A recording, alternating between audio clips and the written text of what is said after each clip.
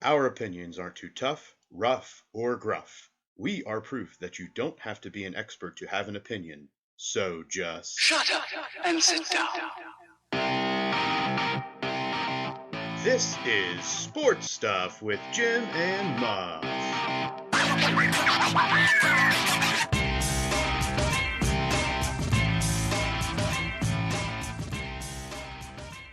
This is Sports Stuff with Jim and Muff. Plus Alex. That's me. Double And plus. Nate. Glad to be back, everybody. Glad to have him back. Today is Monday, September 19th. I return to steer this rudderless ship. And I'm thankful for the solid work that junior producer Alex and chaos coordinator Jim put in during my absence. Those are excellent titles. I love it. Yeah. Love it. We should put that on our t-shirts. Make it happen. It is football season, and since it's in full force, we thank, again, all of you who survived the dog's day of summer, terrible baseball talk, other extremely uninformed takes, and our attempts at new segments to get back to what we do best, and that is talk the football. Yes, sir. Man, we really did some really shitty segments. And some of them was cool. Not massive worked. Yeah, which it's on a break this week. Frankly, because I didn't really think of anything. But next week, the return of Mount Massive. Alex visited Acrisure Stadium today. Heinz Field, but okay. No, it was technically Acrisure Stadium. I had fantastic seats thanks to a opportunity from someone I know at work. And did you tell about the podcast? Oh yeah, they know all about the podcast. Okay, good. I talk about the podcast a lot. Unfortunately, the Steelers lost, but other than that, it was a sweet game still. Really fun, perfect weather, all the good things. It was a good day. More on some Acrisure Stadium talk later in Quick Thoughts. I don't know if you experienced this, Alex. I don't know if there was a time to experience this, but we'll talk more about. Oh, there was. They're right. There was. Nate obviously is joining us for our NFL breakdown. So strap on up for Nate's referee talk, arguments about who is good, not good in the NFL, and a bunch of other cool football fun. Are we not? Are we still calling it the BBB? Or are we trying to follow the rules? I thought it was a BBF now. Well, yes. That's not family friendly for the intro. Like, what is that? To hear more about this issue, we got a segment we're gonna reveal. So we'll get to that. Yep. As always, be sure to follow us at Sports Jim Muff on Instagram and Twitter, sportstuffw/Jim & Muff on Facebook, on YouTube. Subscribe, comment, rate, review, like, retweet, poke. What is the other thing you always talk about, Alex? Tickle. Keep us moving in the correct direction. Pirates, give us a update, Alex, on the Pirates. Well, the Pirates are hold on. I don't have my sunflower seeds. Hold on. No, go ahead. 55-92. Well, on their way to losing 100 games. They're only better than the Nationals Athletics, but this trash franchise found a way to make the news again. Key Brian Hayes pulls sunflower seeds out in the middle of a game, took his glove off, tucked it under his arm, pulled some sunflower seeds out, and just calmly puts them in his mouth while a player rounds third to score on live TV.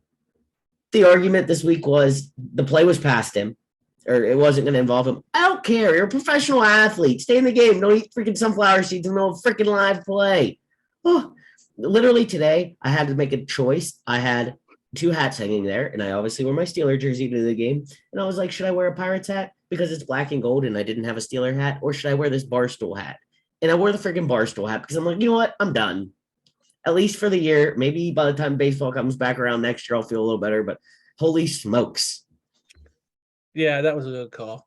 Alex is done with the Pirates. Done. I've never been like that. I'm usually like, well, I'm still a fan. It sucks, but whatever. And I'm just starting to get to the point where I'm like, no discipline. Like, they are the least gritty Pittsburgh people. So what team is worse? The Indians in Major League.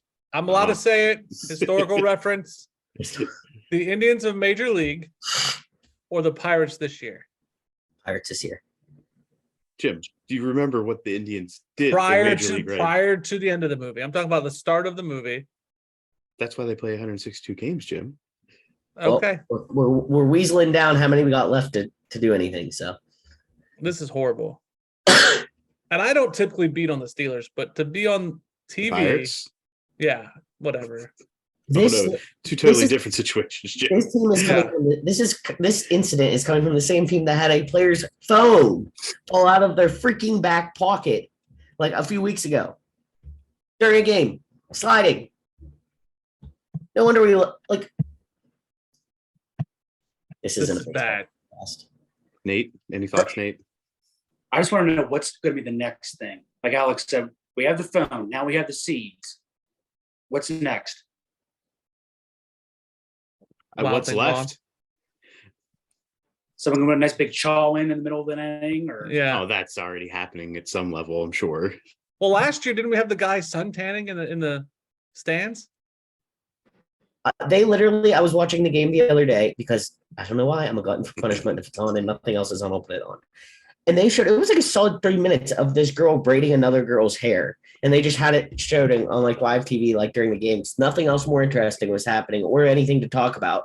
And like, it was terrible because you look and the stadium is just like empty around them. Like they're just sitting by themselves braiding their hair. And I don't fault them. I'm not making fun of the girls. I'm like, that's where we've gotten to. There's nothing to even talk about, show graphics for, nothing exciting. We'll just show these girls braiding their hair. All right. I think that's enough for the Pirates talk today, Yeah. Yeah, we got it. which I'm all fired up now. brings us to NFL Breakdown Week 2. Dum dum dum dum dum dum dum dum. Thank goodness we have football to talk about. Yeah, I'm pretty pumped. Pretty pumped. We will start out with the Thursday game this week.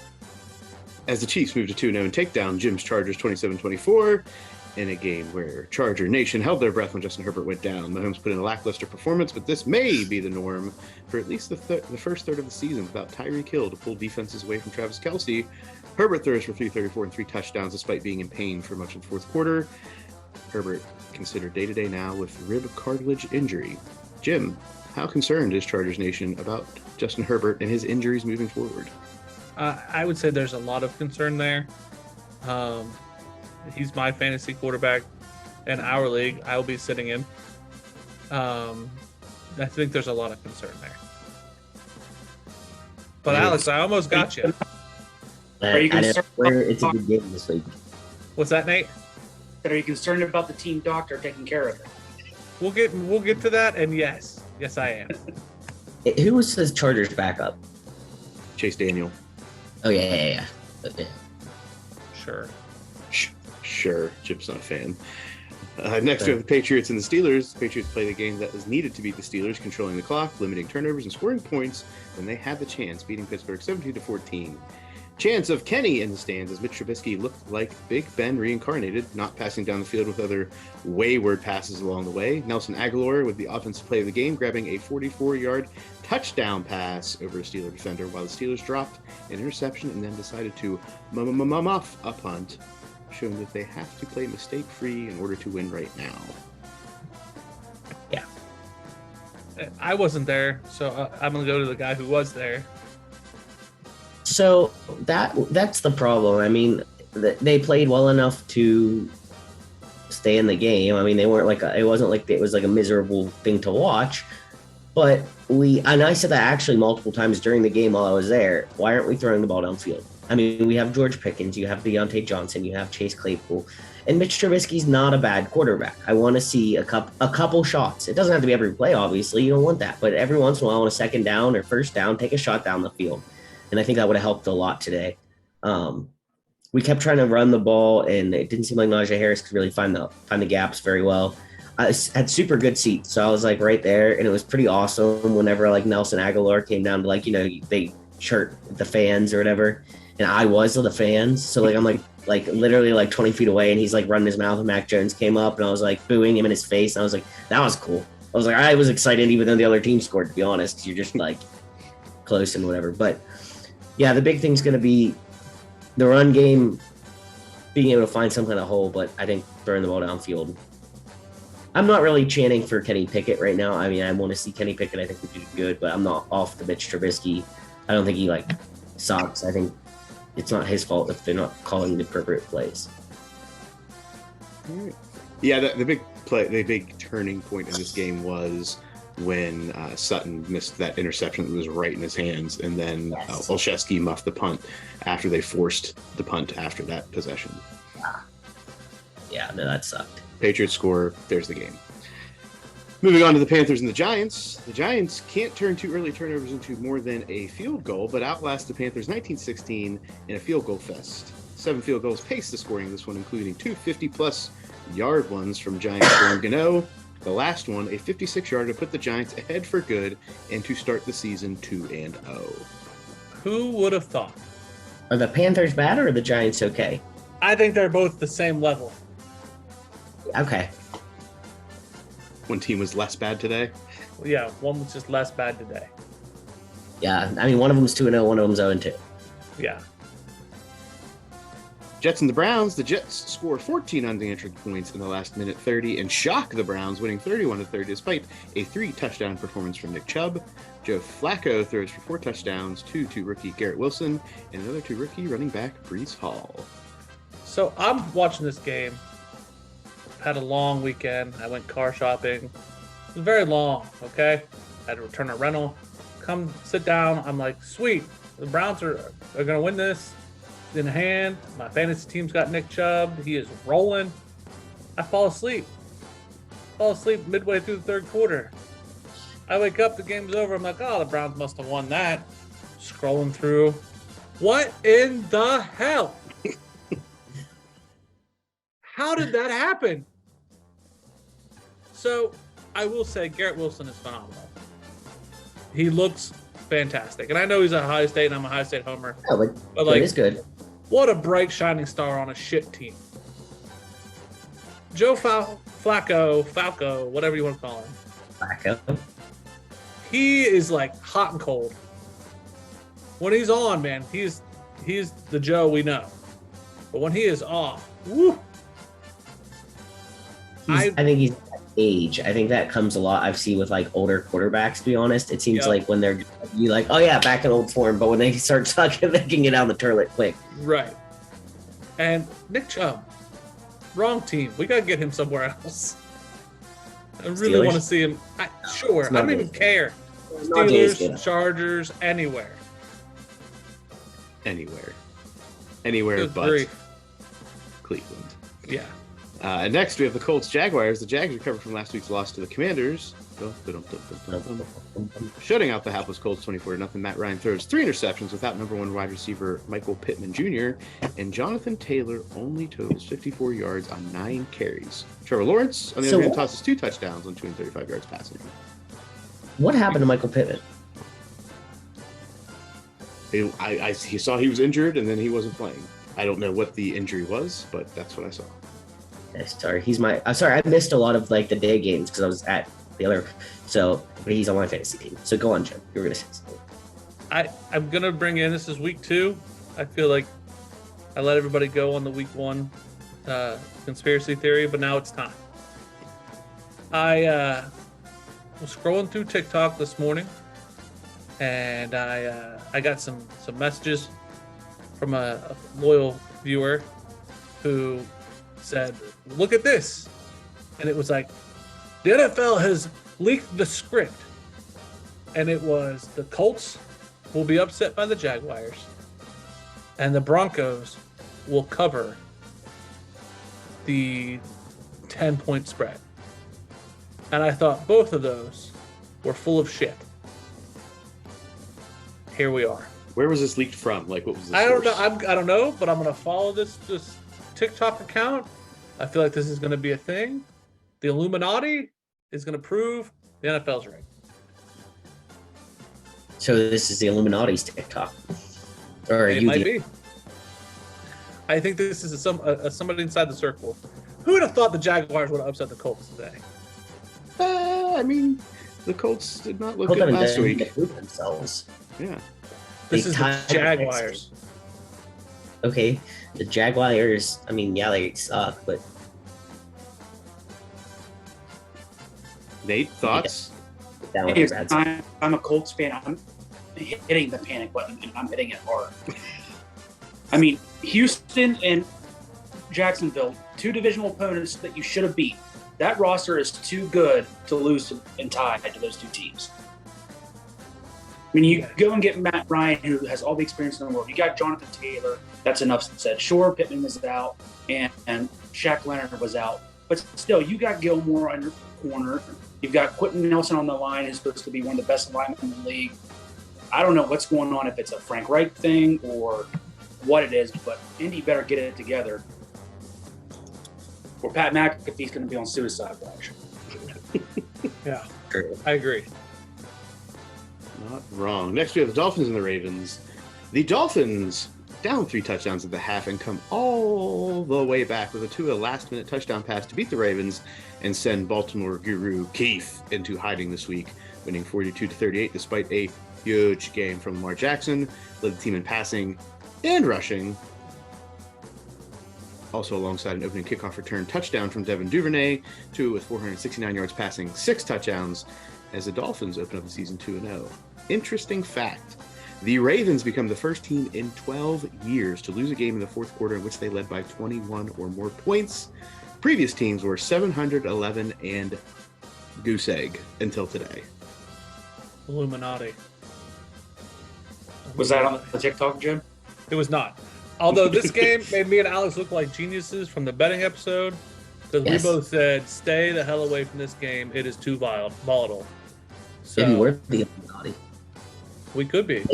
Maybe the people who write the NFL script listen to our Reddit episode. Could be. Mhm. Could be. That's really the most plausible thing that's been said so far, I think. I literally, when I saw the score of this game and the Ravens were up, I was like, did Alex and I mess up? Should we have done this? Like, and then I saw the end of it. I was like, ha, victory. No, I don't think I'll bet against the Dolphins this whole year. Yeah, me either. I agree. Bucks Saints in a game that saw a little offense in the first 3 quarters with the teams trading field goals. The Bucks come out on top in the second half, winning 20-10. But the real fireworks come when Mike Evans defends Tom Brady with Marshawn Lattimore chirping in his face. Evans comes in with a Jim Ross, by God, shove, and both are rejected. Not the first time they do have exchange pleasantries. Yeah, that's true. Yeah, they got some real beef between those two guys. I did not realize that was a thing like prior to today. Yeah, they showed a clip. I don't remember how many years ago it was when James was still with Tampa Bay, and he's tapping Lattimore on the shoulder and pointing somewhere, and here comes Mike Evans like a bat out of hell and just bulldozes him like he did today. I want to talk more about this in the BBB section. The what? The BBB section. The whole The reason Nate's what? here. Maybe The F. part where we talk to Nate.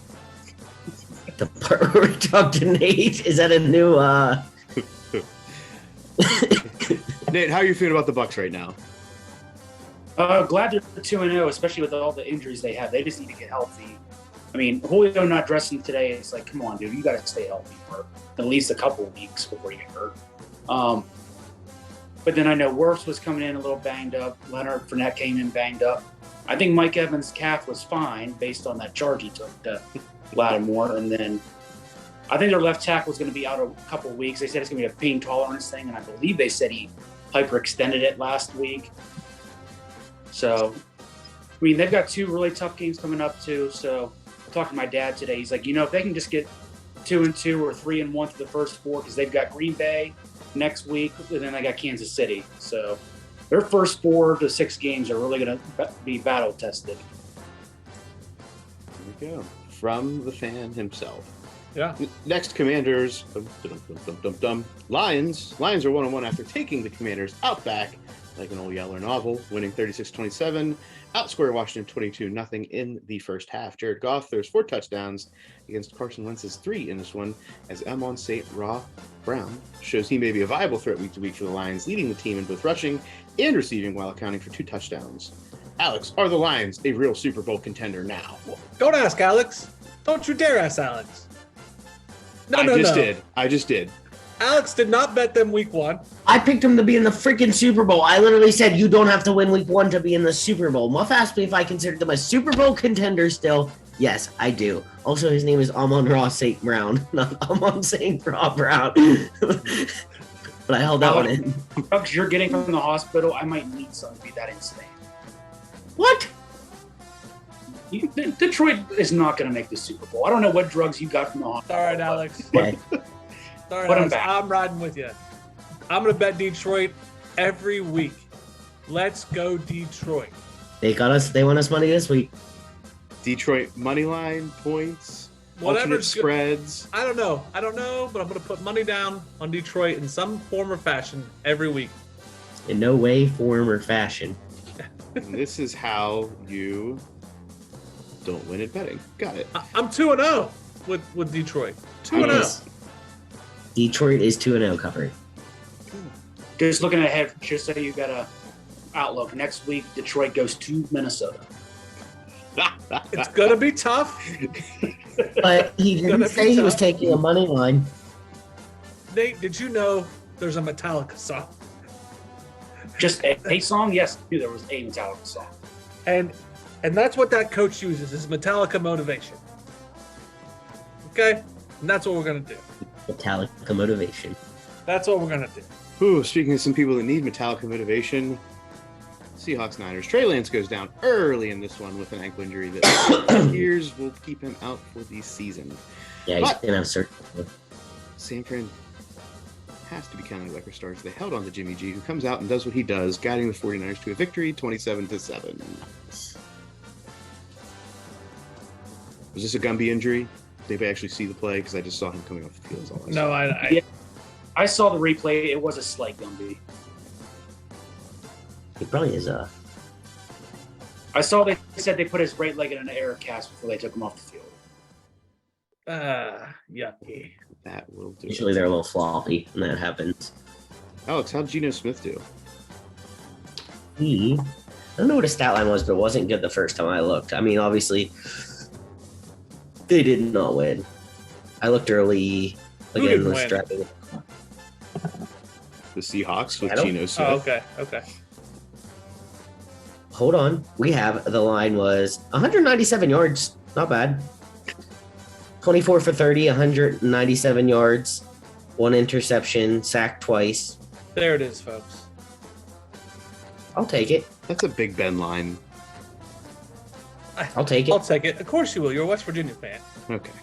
Next, I'm we got sorry, but in a loss, when you have 7, you've scored 7 points, you wouldn't take 197 yards with only 6 incompletions. Not terrible. You'll take anything. except for a win. The Falcons and the Rams. The Rams returned to form in this one using Matthew Stafford's arm to get on top early and never let go, even though they really tried, winning 31-27 over the Falcons. The Falcons scored 17 points in the final quarter to make it close. Hot take, Rams don't see the Super Bowl this year. Is that a hot take? Well, we all had the Rams, did we not? No, I had the Bills. Mine was Bills Lions. I think it was Yeah, the Bills. I think we had the Bills. You're right. I take that all back. We had Well, the the Bills. Bills are on the other side. Yep. So Bills versus Rams is the viable option. I'm No. pretty sure we'll have to go back to the records. I'm pretty sure we were on the Rams, Muff, me and you. The Bills and the Rams in Yeah, I'm the pretty Super Bowl. sure. So it is kind of a hot take if I say they're not making it. I hate when there's like they don't tell me what the actual injury is. It just says broken ankle. I want to know like the beats. Sorry. That's for all the dumb people in medical talk out there, Alex. Broken ankle, good enough for us. Not Yeah. for me. Yeah, We're well, now 2 games back. I know. Sorry. Cardinals versus Raiders. Raiders. Muff? The Raiders score early and often, getting out to a 20-0 halftime lead against the FaZe clan, or Cardinals for all of those who don't follow Kyler Murray in his gaming endeavor. But Murray does play Call of Duty joystick action in the second half and forces overtime against the Raiders 23-23 before the Cardinals force a fumble on a Hunter Renfrow completion inside field goal range, winning 29-23 despite an almost not top 10 moment by Byron Murphy Jr. as he almost lets go of the ball before crossing the goal line on the game-winning touchdown in overtime. Cardinals, Cardinals, Cardinals, Cardinals, covering machines. Do we owe Muff an apology, or are we just gonna move on? I'm just gonna move on. He got Well, lucky that time. I'll get the Dude, apology. did in you the see betting Kyle- show. What? I will get the apology in the betting show. That's true. Did you see the Murray scramble for the 2-point conversion? 20 seconds. Yeah. 20 seconds. The stat people broke it down. He ran 84 yards, but with his scrambling. Was that a 2-point play or was that the touchdown play? Because both of them he scrambled. The first 2-point conversion. Yeah, there were two 2-point conversions, Nate. This was the first one where he ran 84 yards. And then he scrambled for the touchdown, but that wasn't 20 seconds worth of scrambling. Okay, yeah, I only saw the overtime one. The one to force overtime? Yeah. Yeah. Yes. Yeah, that was not as long.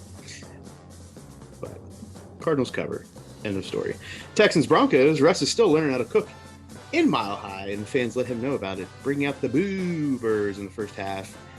After they head into the locker room tied at 6. Wilson comes out in the second half and leads the only touchdown drive of the game, and the Broncos win 16-9. A couple injuries: Jerry Jeudy, Patrick Surtain hurt. Russ is making a bowl of cereal here. He's trying to grill ramen at Mile High. Yeah, he's not gourmet right now. You know what I mean? Well, and he and the rest of Denver need to realize that's not Peyton Manning walking back in as a new quarterback. It's Russell Wilson. Amen. Jerry Jeudy and Patrick Surtain are hurt. What kind of hurt are they, Jim? They got shoulder injuries, both of them. Are these significant shoulder injuries? I believe so. Especially Jeudy, I believe, is definitely significant. There is the curse of the Denver wide receivers coming back again. Yes. Yes. Bengals Cowboys. Cincinnati still can't protect Joe Burrow, and it's starting to become a big problem as they can't notch any first half touchdowns. The Cowboys Huge.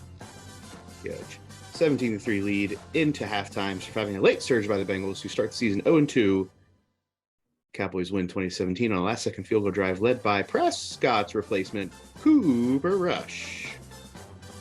This is another team that needs to smash that panic button. Yes. The Bengals? Yes. I disagree. How many sacks is that they've given up in 2 games? Is that 12, 13, 14? I don't think it's a panic button yet.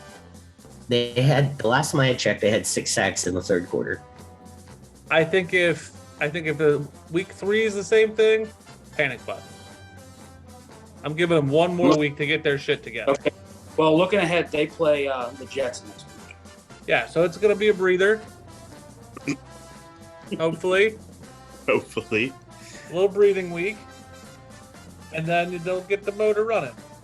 So there are some very, very good stats out there that teams that start the season 0-2 have a very, very slim chance of not just winning a division, but also making the playoffs and progressing in the playoffs. So panic button, hit it hard, Jim. I mean, they played the Steelers and the Cowboys. That's 2 killer defenses to come up against. Oh, so the Steelers have a killer defense? Yeah, I'm not knocking that. Have I ever talked shit on the Steelers defense? Not sure. Can't recall a Can't time, remember. so Thank you. yeah. And Micah Parsons, Penn State product. There we go, Jim. Way to go. Fair enough. Pennsylvania. So that wraps up Thursday and Sunday slate. As we typically do, live look in at the Bears Packers. Nate, how we looking? We are currently on a commercial break with Chicago just scoring to go up 7-3. You want to talk about panic button? Let's see the Pack lose this one. Fingers crossed. Yeah, if they lose this one, I think it is time to panic. And Bakhtiari is still out.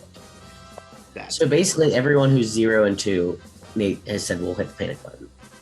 Yes. They thought they would be contenders this year, yes. Other teams that didn't expect to be contenders. Speaking of teams that aren't going to, I sent you guys this before. So Jaguars, Jets, Lions, Giants all win today. So again, not 0-2. It's the first time in 3,934 days that all these teams have won on the same day. Wow. The Illuminati. Pretty intense. So we have 12 years the Ravens screwed up, and then you have about 11-year stint with that stat right there. So going back for a split second to the Dolphins, because I forgot that I had written this statistic down, I wanted to bring it up. Tyreek Hill, Jalen Waddle. This is why I won't bet against the Miami Dolphins this year. Their line today was 22 catches, 361 yards, and 4 touchdowns between just the two of them. There we go. Crazy. Monday night preview. We have 2 Monday night games this week. Titans, Bills, Vikings, Eagles. How are we feeling about the Titans, Bills game? Nate. The Bills look the way they did last Thursday night. Give me the Bills to cover that 10 points easy. Yeah, I have money on the Bills covering. Jim? Yeah, I'm probably gonna hit up Muffnack. If I end up losing, I should probably hit up Muffnack, put a little money on there, get some money back. If Jim's going to bet on it, I don't want any part of it. That's fair. Vikings, Eagles. I think I have a bet. I think I have a bet. I thought it was a best bet, but it's not on the under in this game. It was not on my slate, so I put the bet down. Not sure. Was it? Do you remember? I got it at like 49.5, and it's at 47.5 now. People agree with you. People, I was on the correct side of that line movement. Other Monday night action, we have the Vikings taking on the Eagles. I think it's a sneaky good game. Yeah, no, I agree. I wouldn't touch this betting wise, probably, especially with the lines, but I think it'd be a good game to watch. Let's go Vikings. I'm against you on this one. Come on, Jim's going to do it right. It's Skull. That's true. Skull. That's true. Good Wait, point. what? Skull. Is that really That's the chant. Skull? SKOL. Oh, It's a Nordic chant, if I remember correctly. I did not know that about that situation. I thought we were saying skull, like skull ring. Like A tobacco. true West Virginian. True West Virginian, right? So today, speaking of West Virginia, today I'm in this game and we're in this like kind of like box seat type area, and I like walk up to see what kind of beer they have, and I'm like, I don't have any Busch Light. And my friend Caitlin was like, we're in the Champions Club, like you do not need a Busch Light. I'm like, okay, you're right, I'll find something else. So I get something else, and then we go in, and she's like, she's like, I don't really want the rest of the soft pretzel. Do you want it? And I was like, I'll take it and I'll save it. And I just like shoved it in my pocket. And she's like, we are not in Morgantown. I was like, what? I'm not going to waste the freaking pretzel. I'm going to put it in my cargo. Why you wear cargo pants? You ain't going to store stuff in there for later. Guess what? I ate the rest. Mark Cavoli thing when McAfee sent him Yeah. he sent him a stuff, left it in his pocket for 4 hours. Rudy subs, because Pat McAfee worked there for like a day when he was in high school. Yeah. This is why I don't want t-shirts, because I don't want you representing us. Acting a fool. With a Busch Light and a pretzel coming out of the pocket. Good grief. This is exactly why we need Alex representing us. Guess what? Draw At the end of the attention. first quarter, I was like, you know what? I want a little bit of a snack. So I got my pretzel out of my pocket and I ate Oh, it. God. And the man I worked with, his wife, looked over at me. She goes, "What's that?" I was like, "My pocket pretzel." And then I was like, "Stop My talking." pocket pretzel. Sports stuff with Jim and Muff, pocket pretzels. And that wraps up NFL Week 1 breakdown. It's now time for the college football breakdown. What are we, week 3? This is week 3, isn't it? Week 3 officially. Yeah, it's in there. Week Oh, Yeah. 3 plus 0, or 0 plus 3, I guess. We're going to go with week 3. Number 1, Georgia dominates South Carolina 48-7. If anybody says Georgia's not going for the national title, they're high. Did Georgia- you think that was happening at the beginning of the season? I don't know how anybody doesn't like just automatically give them the, here you go, you're in. They got to go run through Alabama. And I tell you what, if they were to lose to Alabama, they're still in. Lose to Alabama by like a score or less. I don't care if they lose by 2. I think the people in the committee will. I think they're dumb. We've already discussed that and agree, though. And I mean, in all reality, and we'll get to the other games. In all reality, Georgia is a bunch of men out there playing football. Oh yeah.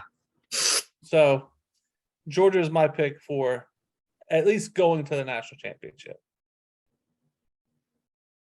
Number 2, Alabama takes on UL Monroe, beats them 63-7. Shocker. Yeah. Muff, you could take this next one. I'm not speaking on that moron. Dabo Sweeney shows off the wheels, running onto the field as number 5 Clemson beats Louisiana Tech 48-20. I thought he was gonna fall. It reminded me of like one of those little kids running. You know, how like little kids start running downhill on concrete. And you're like, whoa, whoa, whoa, you're gonna fall. That's how I felt ever watching him do that. I mean, like the guy in the Ohio State band last year. Yeah. Yeah. Sorry, Jim. It's funny. Yeah. WV people have done it too. It's just funny every time. Yeah. But yeah, no, I literally felt like when like my little brothers would run down the slope driveway, and it always made me like cringe. Ugh. Number Number 7 s- US. Go ahead. Oh, that's all you want to do? I'm didn't not wanna going to talk say his name. Okay. I like how we're just not talking about the game, but the fact that he wait, bigger than sports. I did see a thing where Louisiana Tech, so Clemson had a lineman whose sister passed away of cancer, 15-year-old sister, and Louisiana Tech's each player on their team wrote a handwritten letter to this player because he opted not to play to like stand with his family, and I guess Dabo was like really cool about it, like gave him the option. They each wrote him a handwritten letter and like delivered them to him. I thought that was really bigger than sports move. Nice. Nice. All right. Number 7, USC continues their strong start, beating Fresno State 45-17 in the 1 a.m. game. Yeah, I fell asleep long before this was over. That was a 10:30 game. Good grief. Like, Might as well be 1 a.m. I wanted to watch it. I know. But when you get through the Iowa game, which is any Iowa games, like taking That's muscle all relaxers and putting yourself to sleep, you're not getting to the USC game. Not here on the East Coast. So Not going to happen. Fun thing about being in Colorado last NFL Sunday was the game started at 11. Oh, Get That's up, pretty cool. went to Top Golf, watched the first games. nice. That's pretty Still had most of the day left for you. That is nice. So you're saying we should move to Colorado? I'm saying that it's a whole different ball game watching football over there. So, Jim, Yes. what does USC have to do for you to get on board? I'm not going to do it. Not they have to beat somebody like that's legit. Hold on. Talk about the next game, and I'll tell you. Okay. Number 9, Kentucky starts 3-0 as they beat Youngstown State 31-0. Youngstown State Penguins, right? Isn't that them? They are the Penguins. You're correct. Yes. So, Alex, to answer your question, October 8th, they play Washington State, and a October good game. 15th, they play Utah. If they come out of both those games with if they decisively beat Washington State and they win against Utah, I will call them contenders. Okay. What are those games? What's that? What are those games? October 8th and October 15th. What do they do before then? They play or Oregon State and Arizona State. The Beavers are no one to be overlooked. Yeah, I don't care. Those 2 games are my test games for them. Okay. Number 10, Arkansas survives a slow start and upset-minded Missouri State team, winning 38-27, thanks to outscoring the Bears 21-3 in the fourth quarter. If Yeah, Missouri State had won that game, that would have shook the SEC pretty good. Because you're looking at Tennessee, Kentucky, Alabama, Georgia. What would it have shook? Well, the SEC talk is that it's Alabama and Georgia's, Mhm. and then it's the fight at the bottom, and everybody just kind of puts Tennessee and Kentucky below Arkansas. Like it's Arkansas and then the field. If Arkansas had lost, it would have busted the 3 spot open for who's the 3rd team in the SEC. Kentucky, the better ranked team right now. That's not what everybody's saying on TV, Muff. That is not what everybody's saying. They say I disagree with the pundits on ESPN. I agree with Jim. you too. I do not believe Tennessee is the 3rd team, I but say that's Kentucky not, is. Yes, I agree with you. But the people on TV, that's the talk. And I guess when you have 2 powerhouses at the top, what else are you going to talk about on SEC channels? It's fair. So is Arkansas a contender, Jim? Yes, I believe. Even so. though they only beat Missouri State by 11 and almost lost to them. They're better than half Than of. USC. Yeah. I think you went to Colorado and did some things. Number 25, Oregon sticks it to number 12, BYU, 41-20. Does this mean the Ducks are back on track? Ugh. No. They definitely They lost don't some have to bets. round- They lost some bets for the crew here. They did. Yeah. Nate, I what do don't- you think? I don't think Oregon has enough opportunities to really get back from that Georgia game where they got throttled. Yeah. Or are we going to say, and how we started this, Georgia is that damn good? They are that damn good. I think there's something to be said about Georgia and anybody they beat right now. Like if they smoked Oregon and Oregon beats BYU like this, I fear Georgia. Yeah, I agree. Another bigger than sports moment. Good on BYU for honoring Oregon player Spencer Webb, who fell to his death this offseason by putting a bouquet of flowers on the field and running out onto the field with an Oregon flag, Oregon University of Oregon flag that had Webb's name and number on it. Good on him. Good on him. Number 24, Texas A&M recovers after the loss last week to App State, beating number 13 Miami 17-9. I think Oregon should jump them, even after beating Miami. That's the AP polls are out, so I mean Yeah, I haven't looked at it yet. But if we don't here on the show, we don't rank it for what until the committee ranks it. Yeah, that's usually when we start doing our top 10. Yeah, right? so we're not going to talk about it. But if I was a voter, Oregon's better than Texas A&M. Frankly, because I hate Jimbo Fisher. I don't know if Oregon's better than Texas A&M, but I think that I don't know. If you look at it, yeah, I would say Oregon deserves to be above Texas A&M, but I don't necessarily know that they're the better football team. Fair enough. Number 14, Utah puts away San Diego State 35-7. How much does Utah have to win by week in and week out to become relevant in championship talks again this season? 4 scores. I'm okay with 35-7 for this one. That's 4 scores. Yeah, But you're they right. consistently have to win by 4+ scores every game. Yeah. Now to even They need to blow out. to even Yes. sniff the top 8 Mhm. at this point, right? Yes. Well, they would have to be like a USC. And they got to beat the dog shit out of USC. Not the dog shit. I think they just have to beat USC. No, I think they need to beat because Florida's not having a good run. Florida beat them, and Florida looks bad. Yeah. All right. Nate? Well, Jim, you said Utah plays USC October 15th. Yeah. So are they in the 2 separate divisions so they could see each other again in December? I think so, yes. That's true.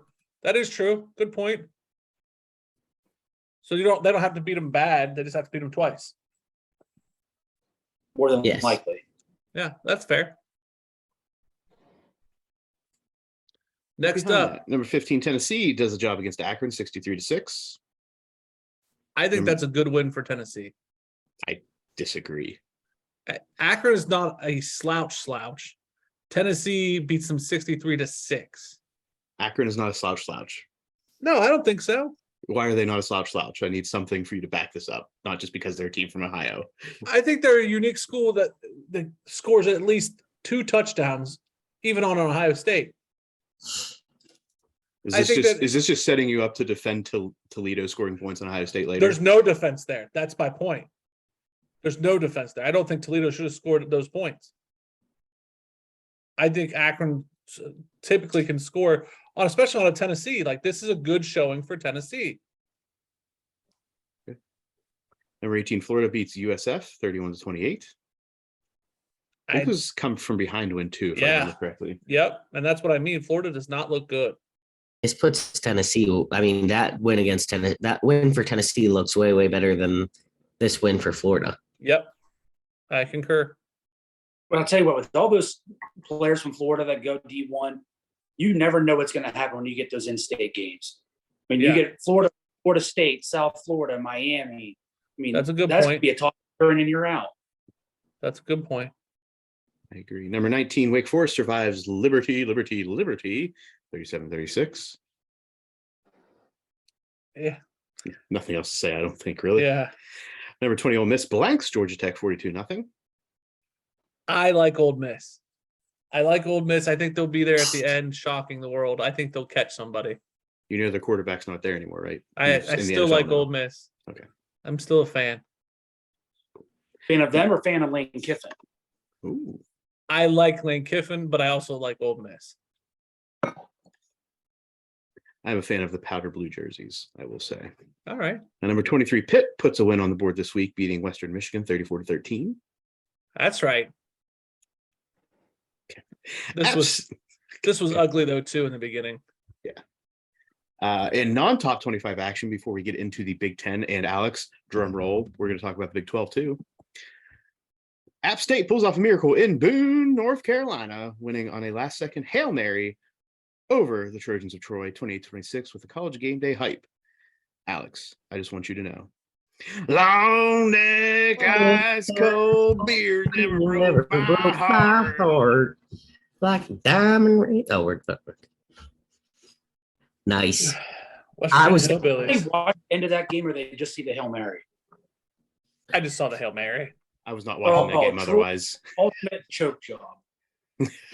Honestly, I loved watching game day in somewhere different in Boone. It was fun. Those people were pumped to be there.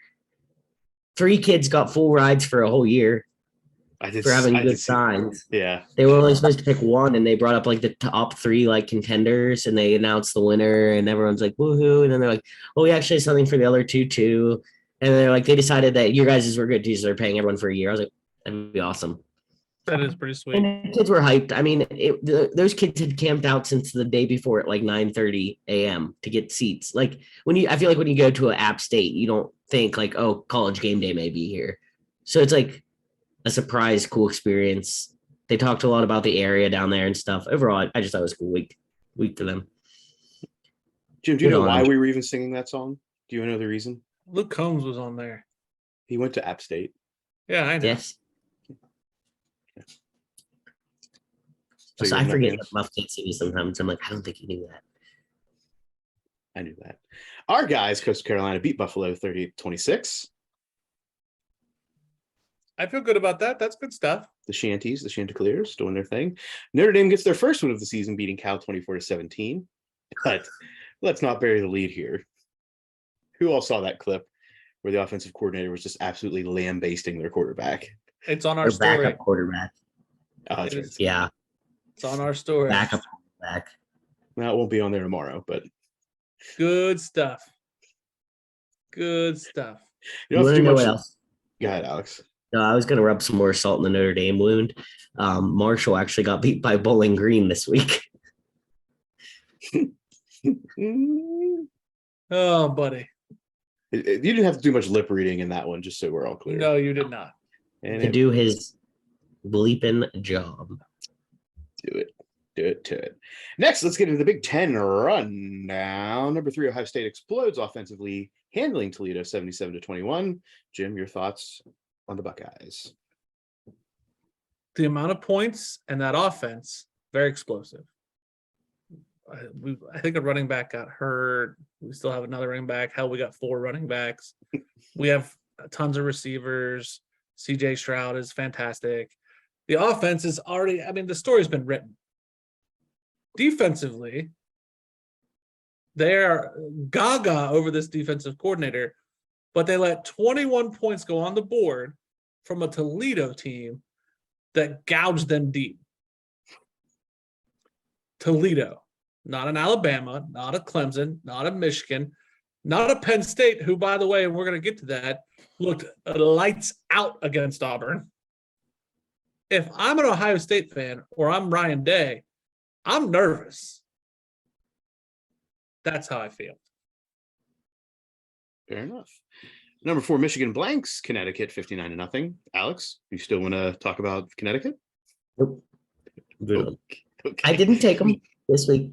I know. I heard about I it. was re-tempted by them, but I didn't take them. Jim talked you out of that one, I believe. No, I don't know why. I think I just like UConn, so I want them to be good. And I don't know Dumb. why. Dumb.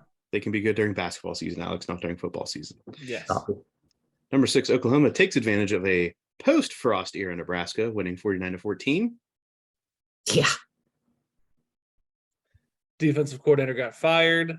Largest lopsided victory for Oklahoma in the Oklahoma versus Nebraska rivalry since 1991.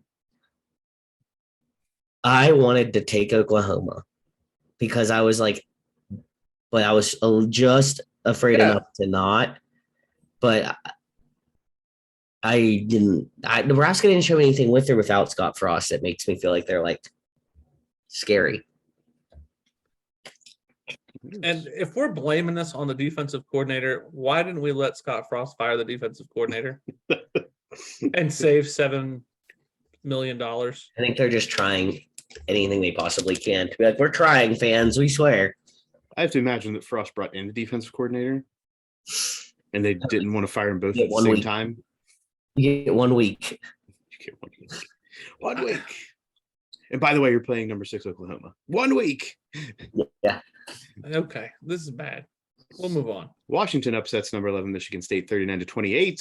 Should we be giving the Pac-12 more credit right now? Yes. Absolutely yes. Wait, that's a big man. That takes a big man to say that, Jim. Wait, pump the brakes. You don't think that USC is a contender, but you want to give the Pac-12 more credit. Elaborate. I am not giving the USC the roses until they prove they deserve the roses. Washington just upset Michigan State. Yes. The weeks before, Pac-12 teams are upsetting teams that should not be upset. Wisconsin got beat by a Pac-12 team.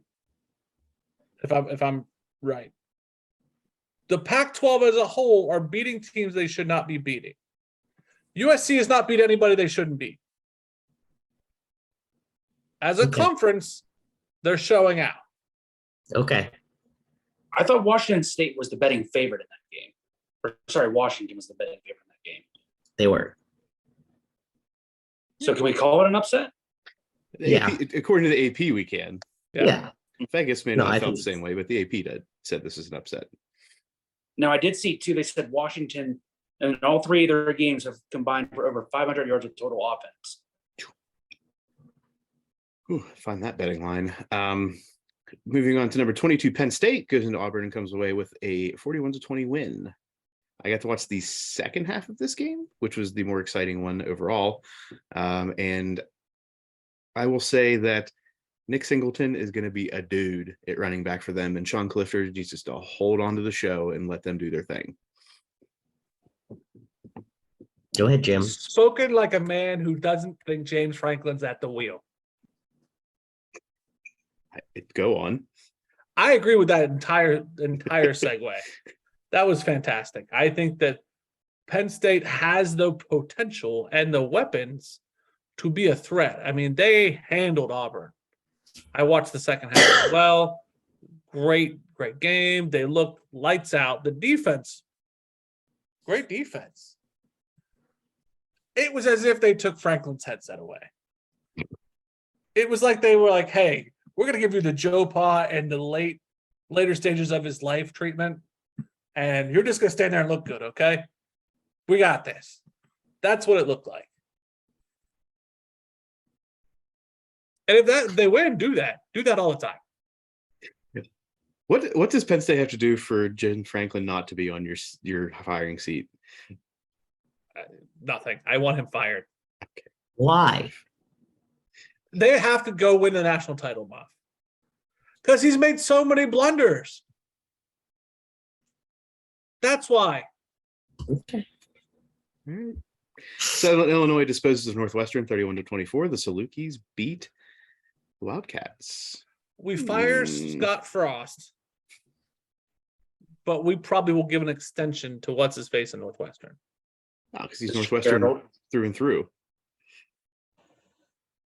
Okay. That's a graduation rate thing right there, Jim.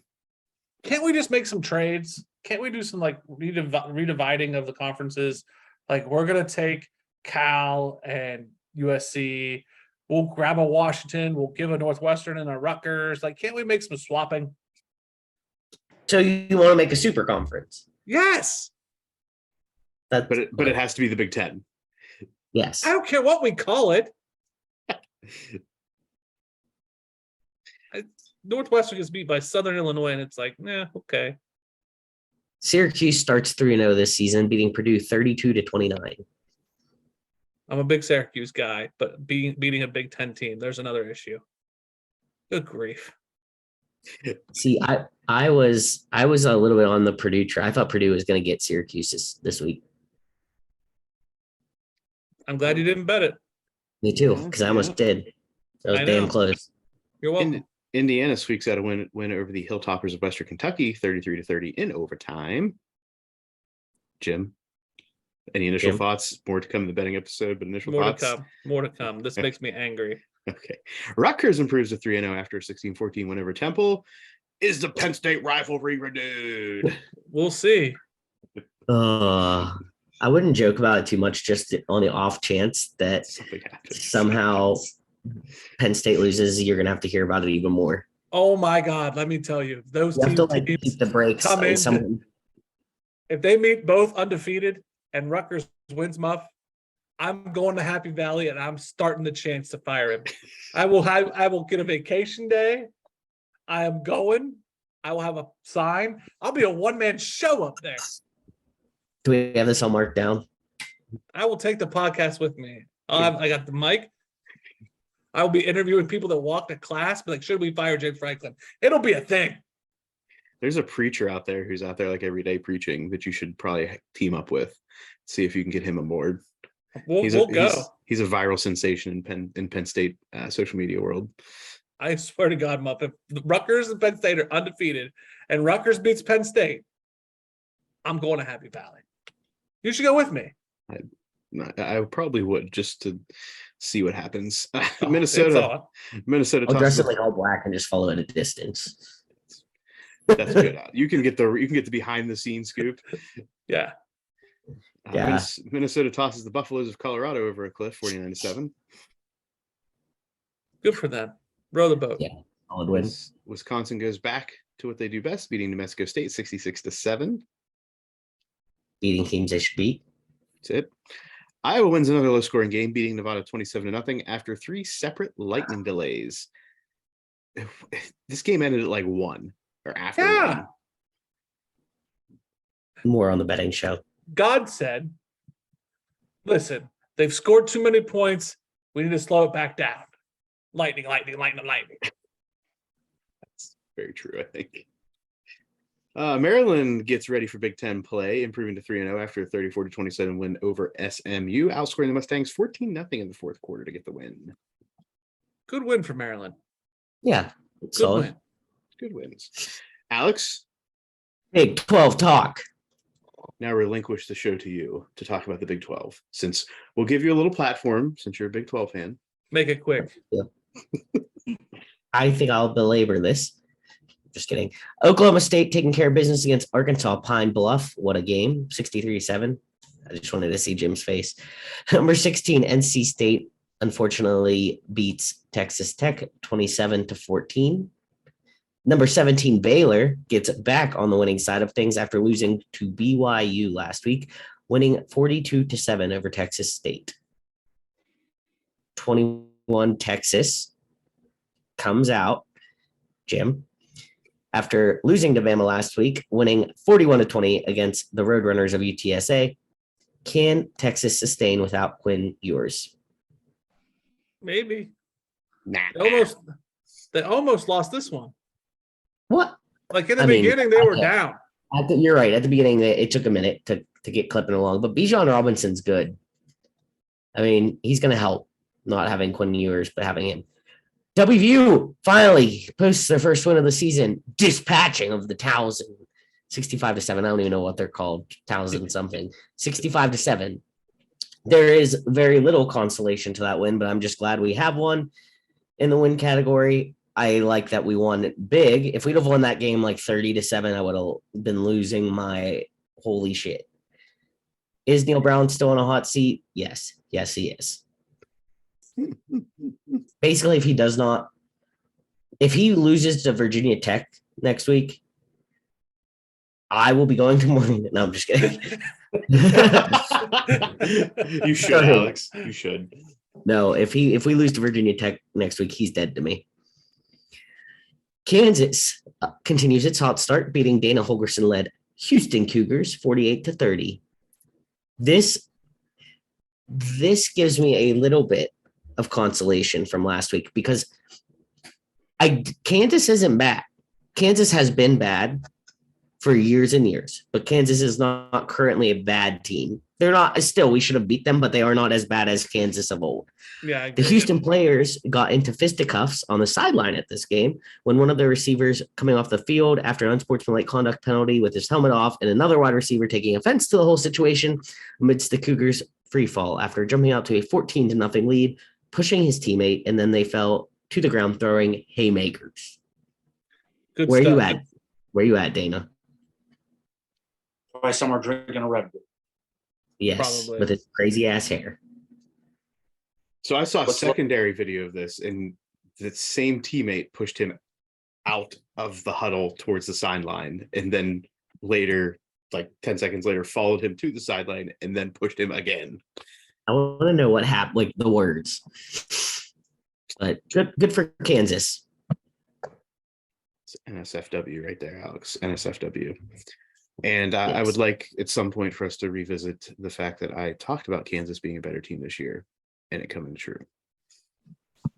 All right, Yeah. Muff, you want your flowers. We get it. Give me my flowers, guys.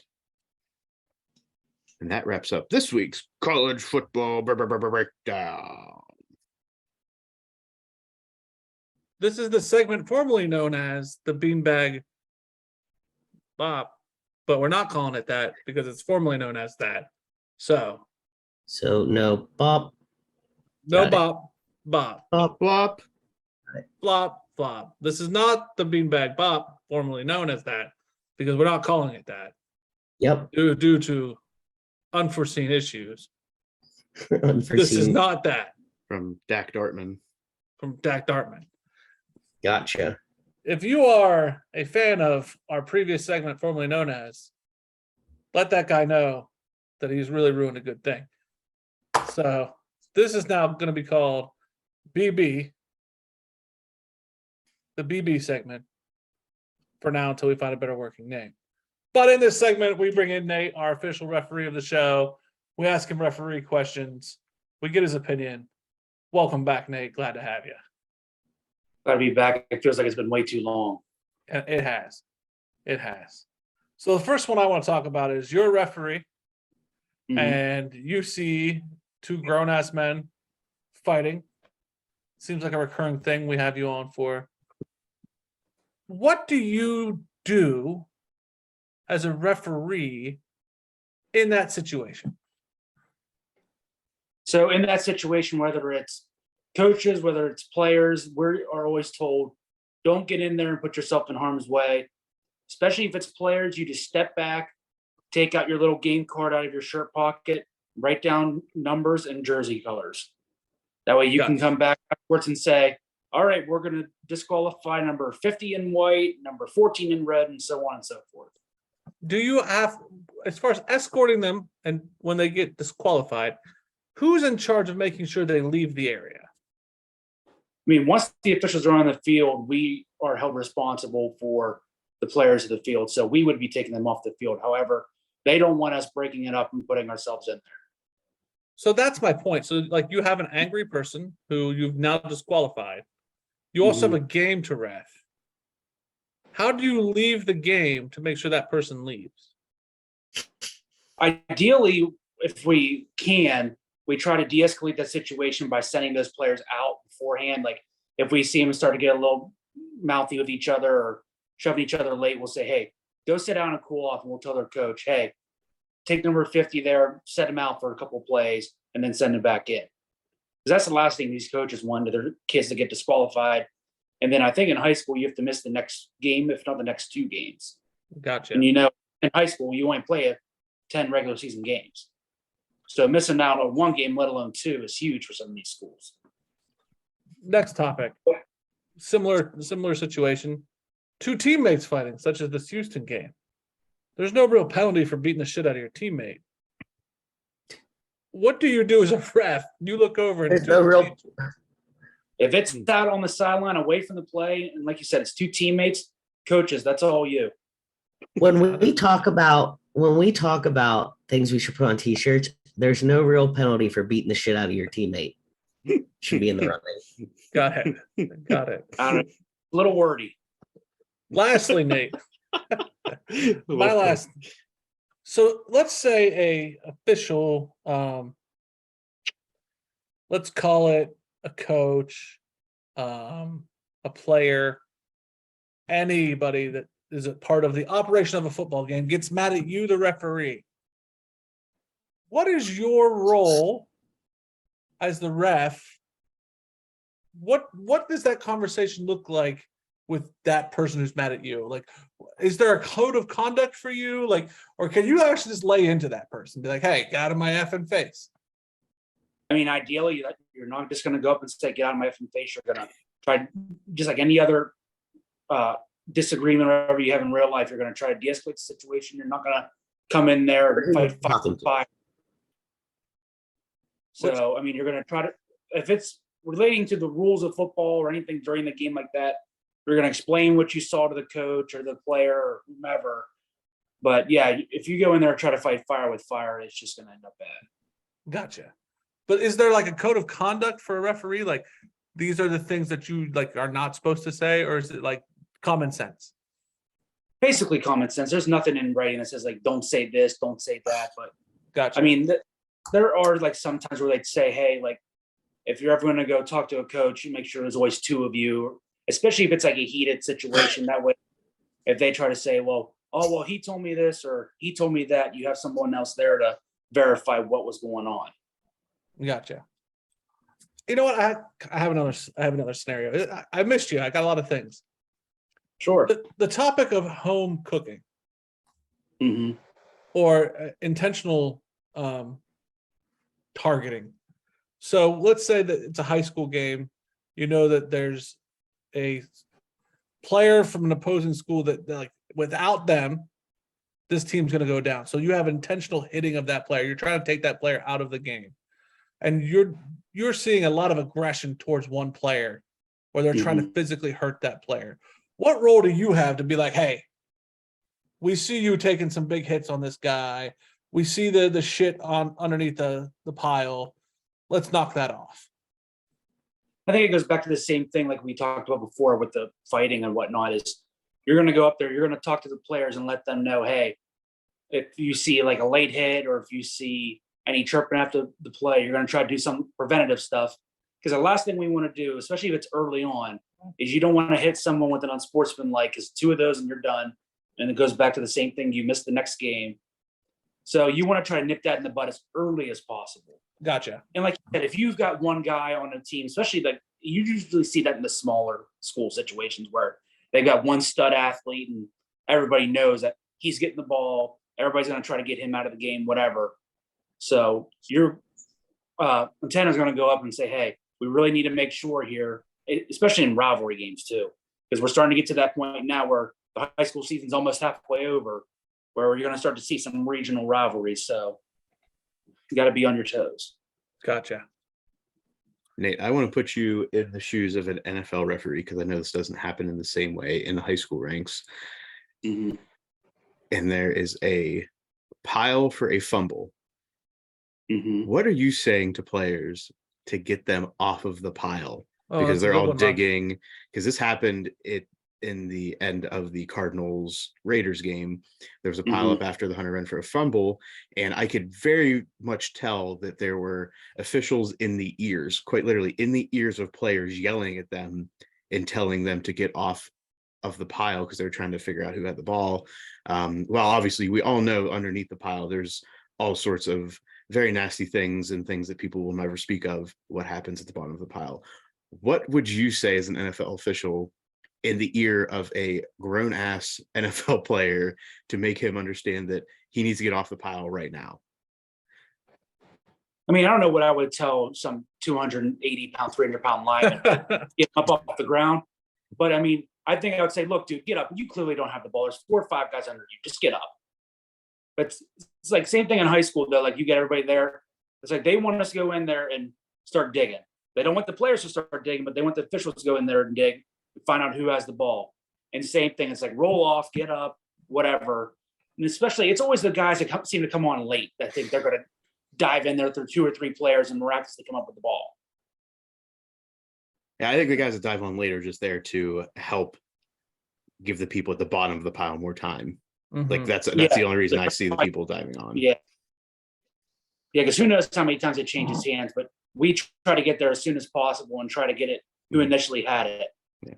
Have you ever heard of a player come out of the bottom of the huddle or a coach come to you or somebody else on your team after the fact and say, hey, at the bottom of the pile, there was this bullshit going on.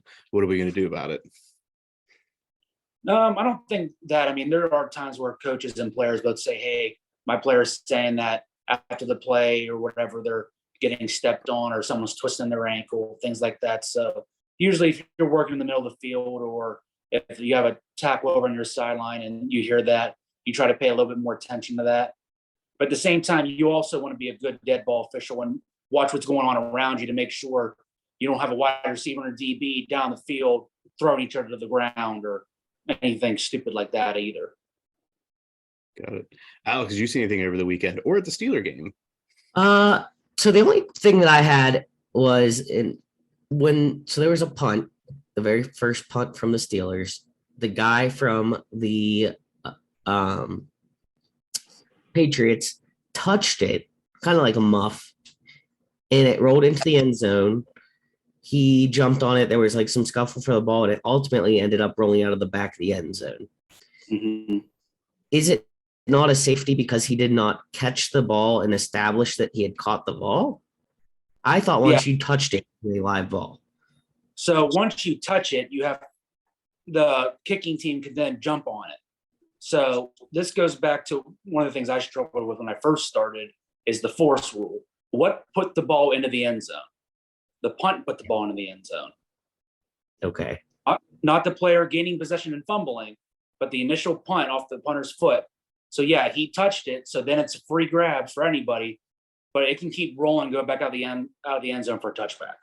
I got you. Okay. So if the Steelers would have jumped on it, it still would have been a touchdown, but correct. Because I got you. Okay. Because he didn't really fumble it out. He never possessed the ball.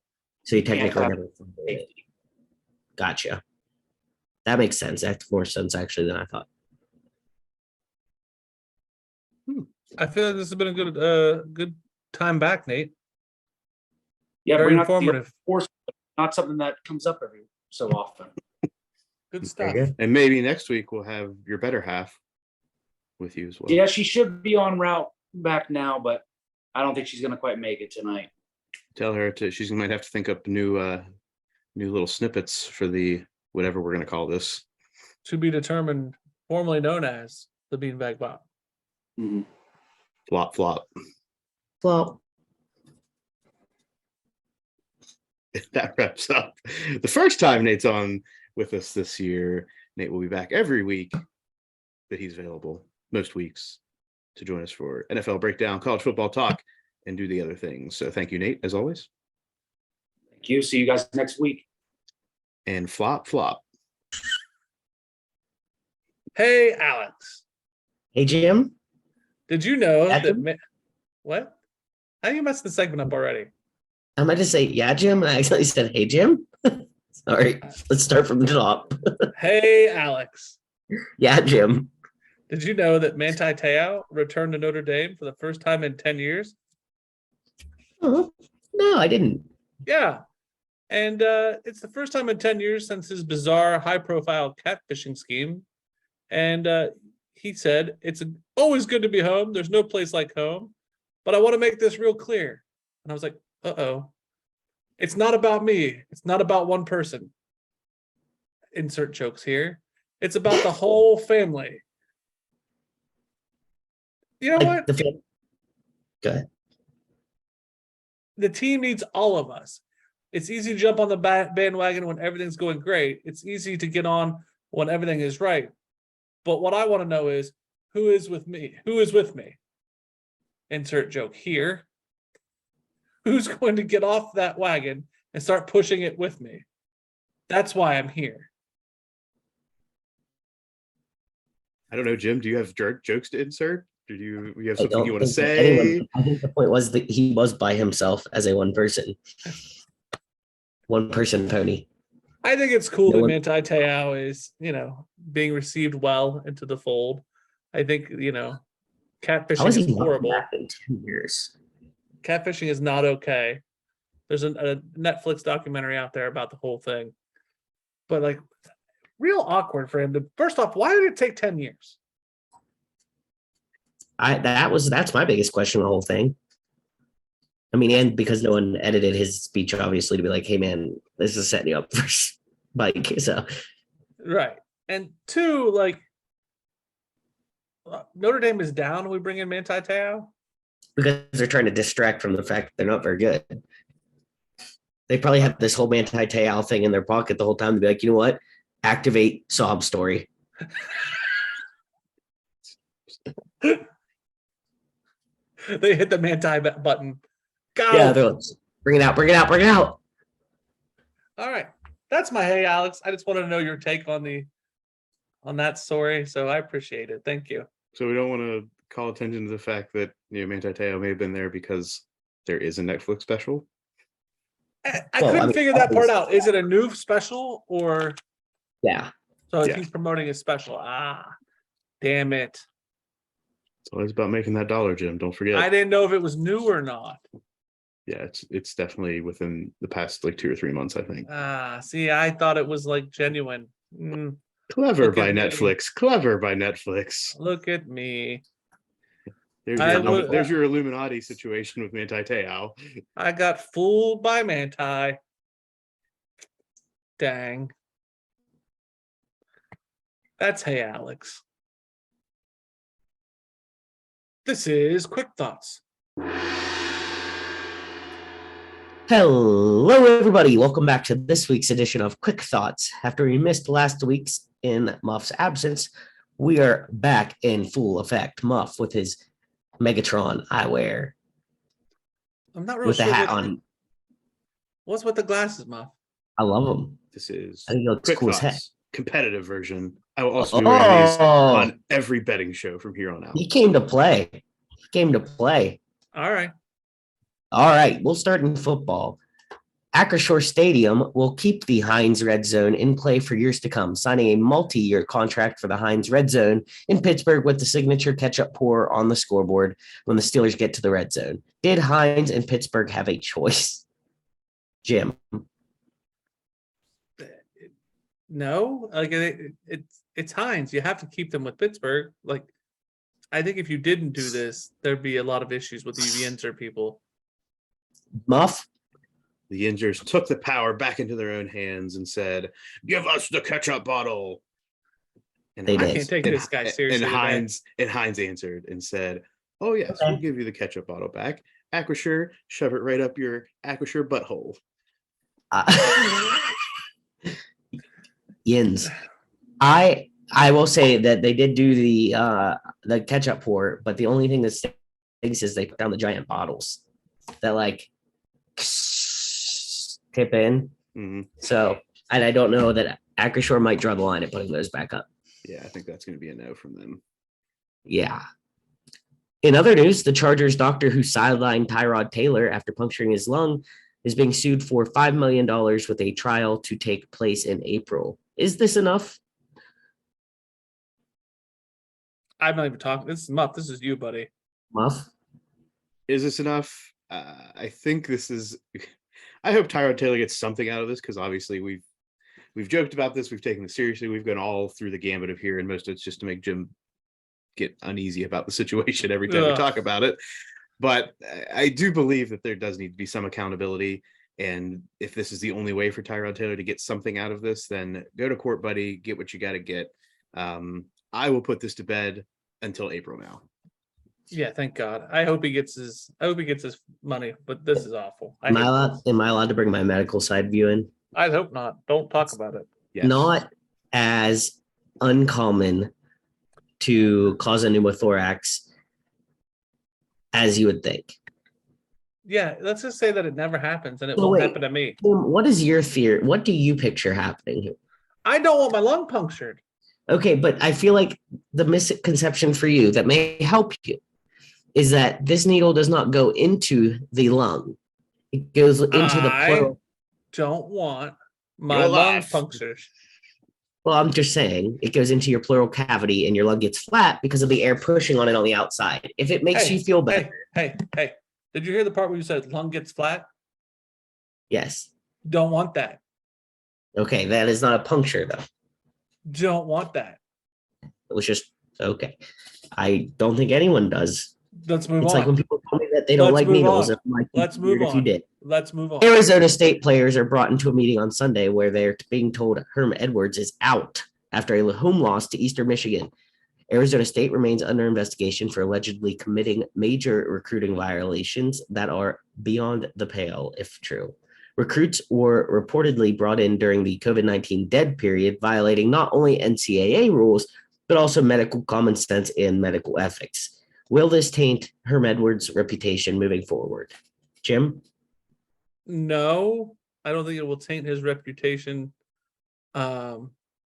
He's not as high profile as like an Urban Meyer.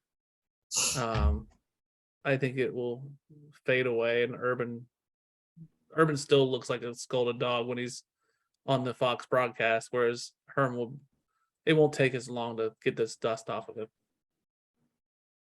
Muff? We'll see Herm back next football season with ESPN. They're gonna have to let this one ride out, but next football season he'll be back. And it does slightly taint his reputation, because if it didn't, he would be back on ESPN tomorrow. Yeah, I think it tarnishes it in a small way, but not like you said, like if Urban would do it or something, it's just not as big of a whatever. Yeah. But in baseball, I don't know if I can talk about any more baseball, but we're going to do it. New rules are in play for next season. Maybe this will help Pirates. With the following changes: a pitch timer, limits in defensive shifts, and bigger bases. Maybe. Pitch clock, 30-second timer between the batters. Between pitches, there will be a 15-second timer with the bases empty and a 20-second timer with runners on base, along with different regulations for pickoff attempts and resets of the clock if a batter steps out of the box, and an auto ball is called if these rules are not followed. Defensive shifts, with all four infielders needing to be on the dirt. The days of the four outfielder setup will be over. Even more pertinent, shifting an infielder to play short right field or simply overshifting three infielders to the right side of the second base bag will no longer be legal. The bases will increase from 15 to 18 inches square, with expectations that the larger size reduces collisions around the bag, along with slightly shortening the distance between bases. Will this lead to a better product on the field? Muff? This will lead to a product that we are more interested in watching, because this is going to translate into more hits, more runs, and all of those other things, because shifts are all intended to, because shifts is the big thing here. The pitch clock is also big, which means that pitchers are going to have less time in between. All of this, I think, translates to more runs, more action, and more excitement, because the regular baseball fan does not want to watch a baseball game or go to a baseball game that's 1-0. So we're going to see more action that we enjoy. Jim? I don't want to watch it either way. I agree with Muff. I think that this will stir it up a little. Basketball. LeBron James has detailed his disappointment with the NBA's punishment of Phoenix Suns owner Robert Sarver, writing, quote, "Our league definitely got this wrong," end quote. In a series of social media posts Wednesday, Sarver was banned from the NBA for 1 year and fined $10 million after the NBA on Tuesday released its findings from a 10-month independent investigation into allegations of workplace abuse during Sarver's tenure as managing partner of the Suns that has spanned nearly 2 decades. Is this enough, and is James doing the work of a good rep of the league? Jim? I'm very confused by this whole scenario. If this investigation found what it says it found, why are we not giving the same punishment we gave the Clippers owner and taking the ownership away? It's confusing. Then there's some details about it, like there's some They say that he was just quoting people, but this is very bad. And sponsorship are like PayPal saying they're not coming back to the team unless he's gone for life. This is one where Silver seems to have lost his shininess. This is bad. I don't like this one. Muff. I think that, I mean, at least they did something. I understand that's not the standard that the NBA has typically held themselves to, but let's compare this to the NFL right now, where we've got owners just running roughshod over a lot of things, a lot of situations coming out. Then we can't get Dan Snyder out of Washington, no matter what he does. So, I mean, I think it's good to see some action, but I don't disagree with LeBron James that he's trying to push the envelope. This is as much of him being, I think, a good representative of the players and of the league and what the league represents. So I think this is him trying to exercise influence over Adam Silver and say, hey, just so you know, we should probably do more here. So I think James did good to insert himself, and we'll see what Adam Silver does in response. So to counter you for a second, I see your point in that, like Dan Snyder, that was a good point. I guess my point is we've championed the NBA's the league of consistency, and now they've taken a little right turn. Slightly. Don't forget what the Clippers owner did. I agree, and I agree. That's why I said a little right turn. I think this is weird and it's confusing, and I would like, and there's details we're never going to get. That's the other thing that bothers me, is that this is not as transparent, and there's things that in this investigation that are it's a lot murkier, and so it's weird for me, and I would like to know more. And this is a podcast that we champion ourselves at gurus of nothing, so I need to do more recon, but on the surface, it's confusing, and I would like to see more. Moving on. Tennis. I haven't gotten to bong anyone in a while. Not bong. Oh, yeah. Buzzer. Tennis. Roger Federer. Roger Federer announces his retirement will be final after this week's Lever Cup. I know a lot about tennis. I'm not sure. In London. With Serena Williams retiring, Federer out, and the likely retirements of Rafael Nadal and Novak Djokovic coming in the near future, is tennis going to be hurting without young talent that we all know? Muff? So we all know that we don't do a lot in the tennis world here. Right.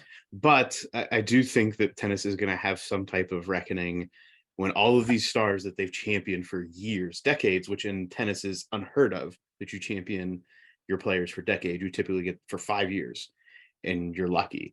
And I don't know who the new up and comers is. Obviously, we've got Coco Gauff on the women's side, but if you're going to ask me who the next men's players are that are going to rise above, I don't know who that is. Kyrgios guy or something. Kyrgios. They try to, but then he's an asshole half the time, and then people don't like him. So, like, I think this is going to be a problem for men's tennis whenever we finally see all these guys fade away. Jim? I'm going to say, I'm going to get on a soapbox for a second. I'm sorry. Here we go. So, tennis, MMA, golf to some extent. Muff will probably smack me down on that. I probably pushed my envelope a little too far there. I don't think there are sports, NASCAR, that have done enough to build the brands of the generations behind them. We champion the heroes, the Serenas, the Nadals, the Djokovics, but the people coming up behind, we're not doing enough.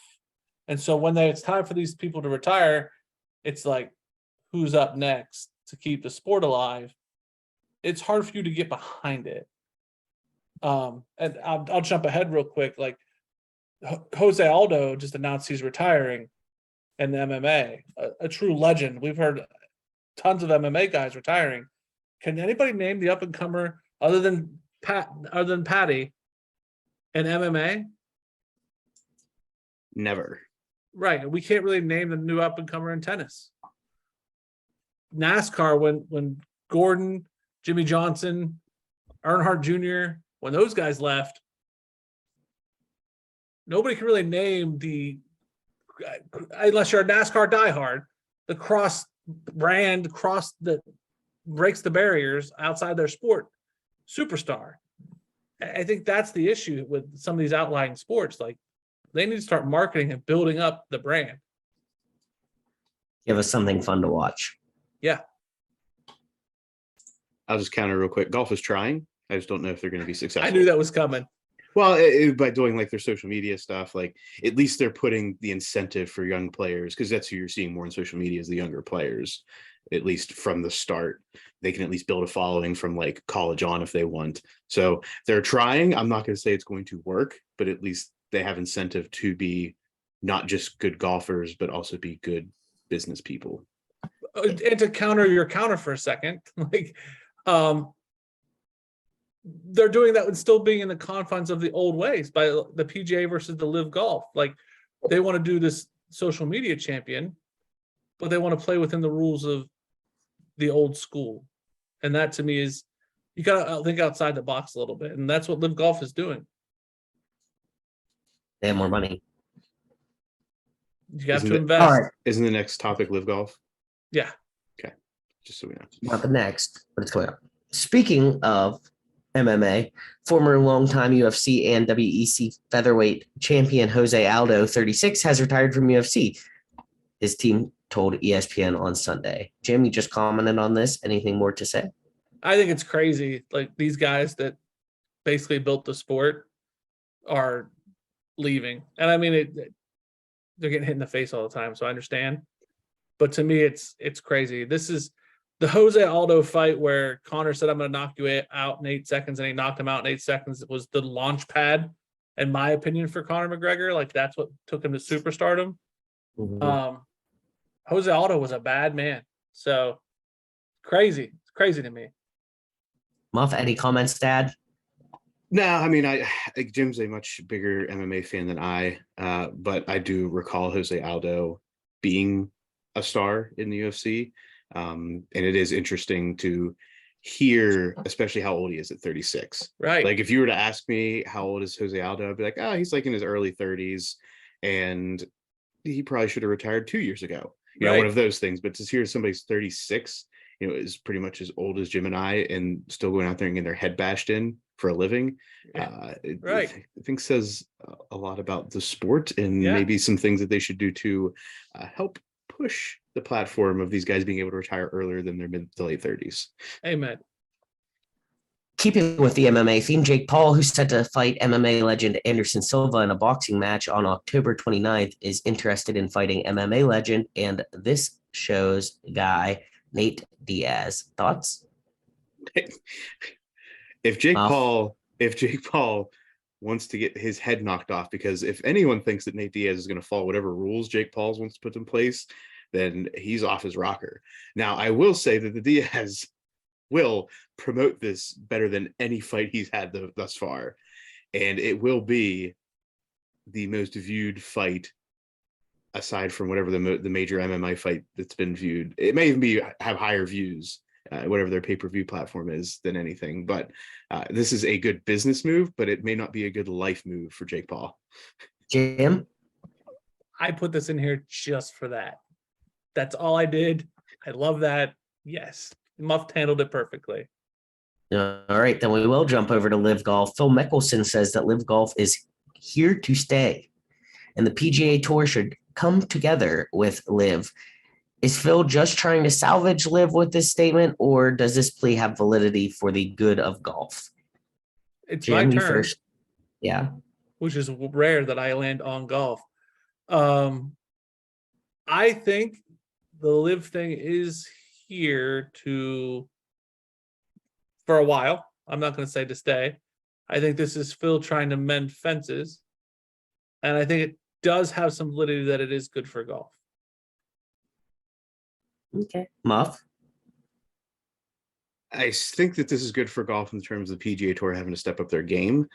Unfortunately, Will Zalatoris, not fortunately or unfortunately, depending on how you think of this, did an interview recently. Will Zalatoris, obviously one of the young up-and-comers in the PGA, where he said, hey, this is all great and well that these older guys who are not as competitive week to week can go get a payday and don't have to worry about the grind.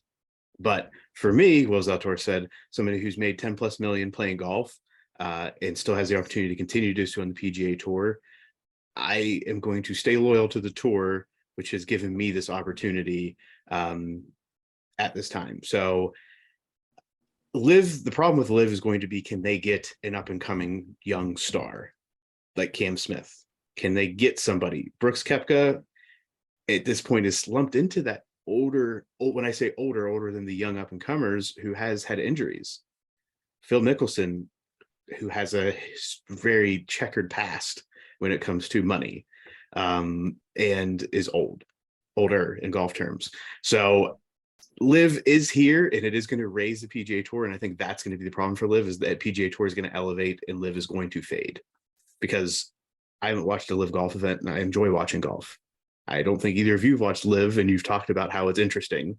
So until Liv gets that platform nationally and internationally where they're gaining attraction and viewers, it's just going to continue to fade.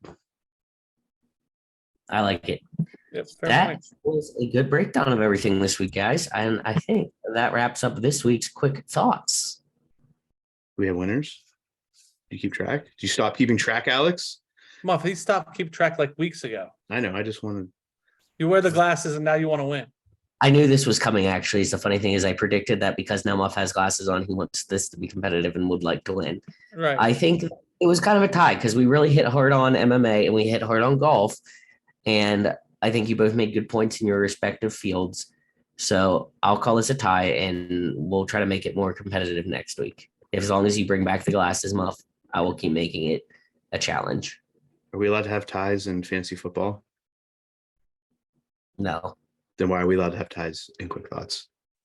that's a good point. Actually, I don't know what happens if we tie. That's a good point. Actually, I don't know what happens in our league either. Muff wins for thought provoking comment. He's pushing the judge around. Yeah. That wraps up another episode of Sports Stuff with Jim and Muff. It is football season. We are excited. Remember to tune in for the betting show that happens every Thursday, drops every Thursday. Let us know who you're tailing, who you're fading. Give us some thoughts on what we can do in upcoming episodes. And if you want to be a guest, make sure you get at us at Sports Jim Muff on Instagram or Twitter, sportsstuffw/Jim _ Muff on Facebook, on YouTube. Watch them, subscribe, rate, review, comment, lickle, tickle, like. That was lickle. Did you say lickle? Lickle. He said it, and then he was like, I need to get out of this. And then he couldn't, so he's like, tickle. So he actually said lickle, tickle. Lickle, tickle, like, retweet, all the things. Because you too can be a part of this rocket ship to the moon. And all you have to do is tell a friend, make a friend, be a friend.